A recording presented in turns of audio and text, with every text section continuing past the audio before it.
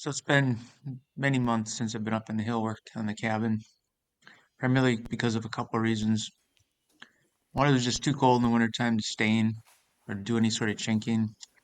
I've read most of the time it's best to leave these sit for a year if possible so they can dry out a little better. So it's pretty warm all winter, but now I'm back. I did do some staining tongue and groove, which you'll see here has been put up and installed. I also started working some soffit myself, and rather than using the aluminum soffit, I thought I'd use some timber from around the woods.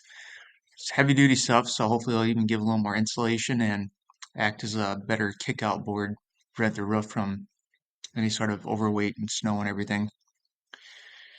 But overall, that's about it so far. Rather than being all dry like it was last summer, it's actually raining, which seems like every other day. It's kind of nice this year compared to last year, but now that I do want to get this done, rain's really been a problem. So I'll keep putting out a couple more as we get going here, and hopefully at some point in time I'll be doing some staining. Working the trim around the outside windows is gonna be kind of tough. I'm not trying to do it, and the way I've installed them might make it a little bit difficult. So it's gonna be pretty custom, but hopefully it keeps improving.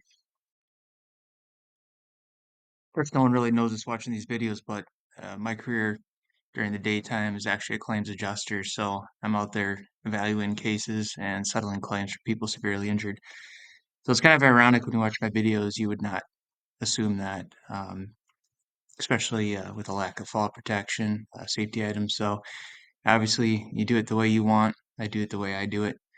It's kind of Darwin's rule or Murphy's law to take care of those. But if you do it safe, you do it fine. Here, my dad and I are working probably about 10 feet up without fall protection, but we are very careful and watch what we're doing.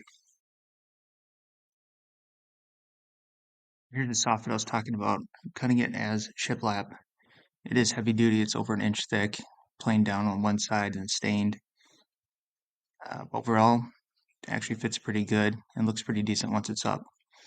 The clip you'll see in a minute here, or in a few seconds, is just the first few boards. I obviously ran out of memory in my crappy phone to keep recording it, but once I get the outer trim on there, I'll show another little quick pic of it so you can see how it turned out.